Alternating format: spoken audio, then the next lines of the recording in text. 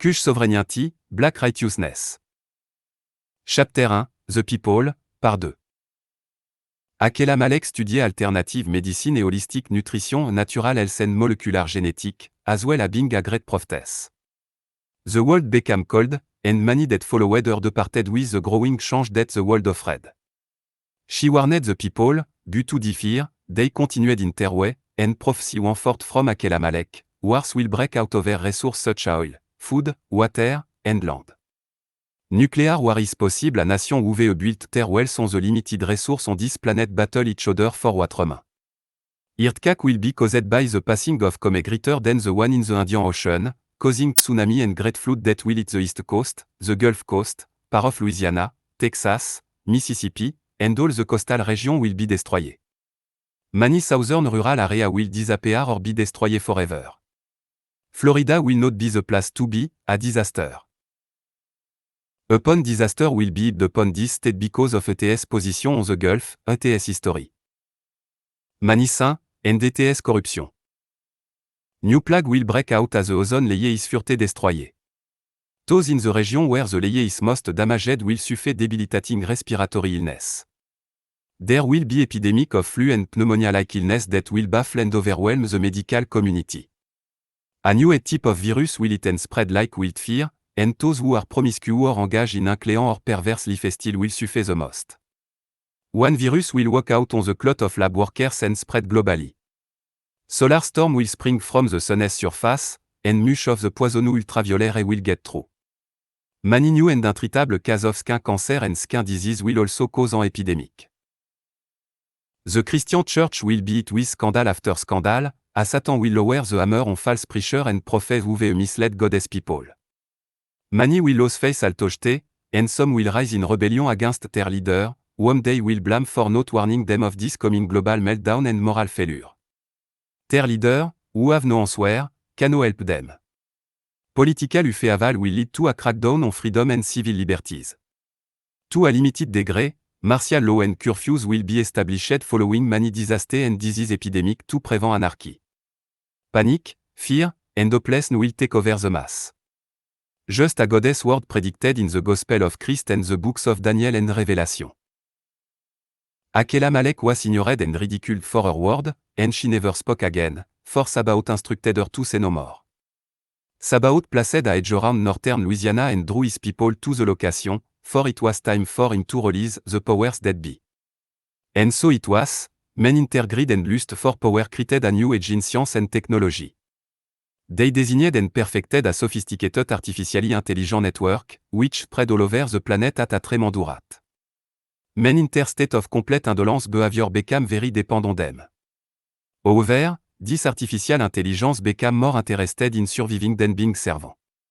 They were more protective of the earth instead of men, seeing the greed and lust of men, they secretly orchestrated and murdered authority figure and their political system across the planet and laid down and enforced their own laws on men. The people spoke out, but were ignored, and were enslaved by the idea named Latrinculian. This was the beginning of the Latrinculian War. The bloodiest war between man and the Latrinculian network lasted 9 months. Latrinculian created smaller networks of itself and contaminated the planet with biohazardous and radioactive weaponry. The damage was so great that it almost destroyed man, and most life forms were non-exist. 1/4 of humanity was murdered, and the killing continued until March 5, 2271. As a last measure, man secretly created a massive electromagnetic pulse that rocked the entire planet, destroying the Latrinculian network in one giant wave. It also caused earthquakes that destroyed land mass worldwide and caused many natural disasters such as tornado and typhoon. Akela Malek's prophecy was fulfilled, and soon after, the Latrinculian network was redesigned, reprogrammed, and renamed Xorian, but it faced much opposition. A team of scientists released the earthquake had destroyed great land mass and unearthed pieces of an unknown metallic material that were later discovered. It was technology that was not of this world. After a few years, they discovered other pieces through the planet that formed an odd-shaped device. They assembled a research team comprising the top scientists worldwide and Xorian. Hoping to find a new world to live on, this crew worked on the project 24 hours a day, as the Earth started showing signs of an apocalyptic explosion and humanity was preparing itself to die. The Xurion solved the equation mathematically, which caused an irritating humming sound that forced the people to place a device outside ETS encasement. When the humming stopped, a beam of light shot up into the sky. The machine continued to shine. Now stuck with turning the device of vulnerable to, month later they made first contact with the Abenian, extraterrestrial being who introduced the planet to new technology and resource it had never seen before. They quickly saved the Earth from destruction, to do so, they had to blanket the entire northern and southernmost hemisphere with ice. At first, the Abenian stationed themselves in what used to be called the Congo Forest, along the Great Zaire River. The native could not sound or even pronounce their names in their native tongue, so the people called them Abni. This is where they got their name from, which roughly means we asked for her, and behold, we got her. However, shortly after arriving, a great uprising that caused civil unrest between the Abenian and the people of the Congo Forest was called the Great Congo Impression. The people of the Greater African Republic were defeated and scattered around the globe with no explanation or the reason for the rebellion till this day. After the uprising, the only thing that was for sure was that the Abenian were interested in destroying all who possessed specific DNA type, the Wakatilian. The Abenian tried to kill all who had this rare and mutated DNA, but because of political reasons, they could not. Many could tell by their behavior that it was something in this DNA that the Abenian feared. Therefore, they banned anyone with such DNA. They could not live among the rest of the planet, making their lives a living hell through enslavement and other horrendous acts. If the rest of the world wanted their technology, they too would have to follow suit, or the Abenian themselves would return home. The people who carried such DNA were the ancestors of the Wakatilian today. They were forced into a nomadic lifestyle living by clan and associated each clan with a tribe, where they lived and fed off the land the best they could through the planet. Most of these clans were friendly, but there were a few brutally violent clans. Century latte. Computant and Anakata would traffic and even enslave Wakatilian for sex, service, labor, and even used a pay. The Wakatilian lived a life of secrecy, and their life history was handed down from generation to generation according to their clan. The Wakatilian had very little to do with any other culture other than themselves. They were very spiritual people, and many of the clan believed in Sabaoth, but a few had abandoned their belief and lived a life of brutality and shame those who did believe. They believed that Sabaoth, who created everything in the universe, human on earth to see if and decide could be right to people in his eye. Free will was their choice, so he wanted to see if any of his creation could be right or were they just evil because of free will. If he could find just one of his creation, who was right in his eye, he would give them the power over the rest of his creation in paradise. The Wakatilian believed in knowledge, so they read books and always had library within reach of their community. Just like today, they were nature lovers, rode horseback, and many shunned away from technology, saying it was evil. Scattered through the land, but by the end of the 23rd century, most were in America, what used to be called the South, and along the equator, for they disliked extreme cold weather. By 2282, 10 years later after the uprising, Abenian technology had transformed and restructured the entire planet. Many of the major cities transformed into floating cities or were surrounded by what appeared to be crystallized bubbles that reached high as the ionosphere. They combined some using the two architectural design. These cities were renamed after terraformed city names and called metro. Still, only a few major cities worldwide had a combination architectural structure of land, underwater, and floating cities. New York, New Orleans, and Los Angeles were the only three in the Americas, but a time passed, the Americas only had one, New York. There were no more airports, you traveled in a bus-looking device, dialed a number, a two-digit number along with latitude and longitude, and you were there. Pollution CAZ, and cars were no longer needed, for they used skycraft for travel and recreation. If you wanted anything, it simply appeared on an icon-friendly machine.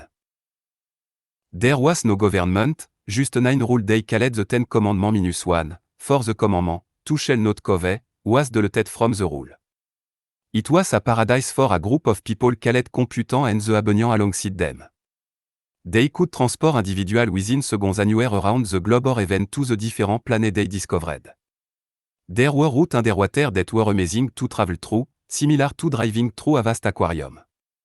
The computant were the group of individuals who lived and thrived on the technology introduced to them by the Abonian, living a life of luxury beyond comparison to the Wakatilian or the Anakata. Mention, high rises, and enjoying some of the fastest luxury vehicles on Earth, some of which could travel over 550 miles per hour. Someone seldom saw computant outside of these bubble cities or metro. Most who traveled outside were usually up to no good. Their daily diet was prepared within second by speaking their menu into a unique device. Healthcare doesn't exist because of one-like instrument that il instantaneously called one, which many carry on their person. Education, as we once knew it was a thing of the past. They have access to downloadable education, which take less than 5 minutes, and you'll have a doctorate en philosophy and whatever studies you prefer. Computants were mainly overweight to obese because they wanted nothing, and the machine did all the work needed. A self-absorbed, self-righteous person who cared less about the Wakatilian or the Anakata bu worshipped the Abonian. The Abonian separated the computant by ranks using the C-value enigma inter DNA. The Abonian could understand, read, and manipulate these non-coding RNA molecules that had puzzled human. 4 century. They grouped the computant into 3 tiers by this code. Tier 1 was elite, Tier 2 was middle class, and of course, Tier 3 was poor. The poorest computant had more power and authority than any Wakatilian or Anakata. The Anakata was a large group of individuals labeled a Tier 3. They rejected this way of life when the Abonian first came and refused to be called computant when it was introduced to them. Many were prominent and upstanding citizens, monetary wise, and now they were being labeled a poor. This was an insult, they felt they were labeled d'abord ignorant.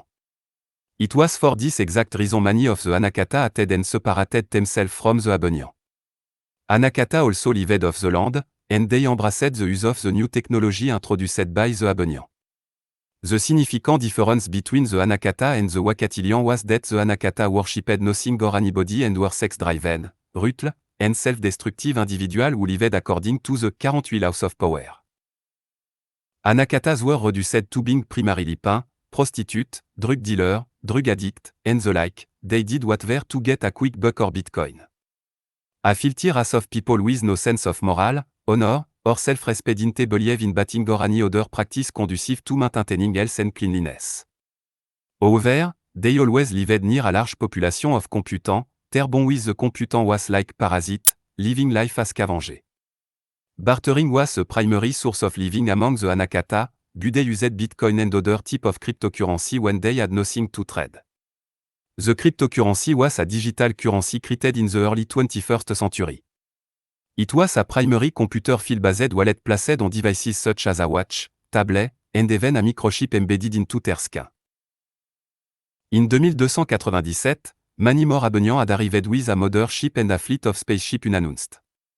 All Abonian appeared human, but something about them confused humanity. They all seemed young and exquisite. Adam Lavas was their chief speaker and seemed to be their leader. A gentle and shy man who always loved to smile, and it was a lovely smile. Adam Lavas was not seen much after the first year of his arrival, and many questioned why and the answer was often ignored or evaded. The people soon forgot about him and were engulfed by the pleasure this alien race offered them. They were content, and along a there were no problem, they asked no more questions. What is there to worry about when your stomach is always fed, and the things you desire are handed to you? What is there to fear when healthcare is a thing of the past? What is there to be anxious about when there are no bills to pay? Do you need a God when you are content in a place where you do as you please? Life is as peaceful as you want it to be. What kind of savior should you have? When you're not stressed, always happy. What religion do they need to make things better for an already perfect life? Computant had one rule: be fruitful and multiply. Women were forced to have a minimum of 8 kids by the age of 35, and men could have whomever and whatever they wanted, so why get married? When you can have whomever you want, whenever you want.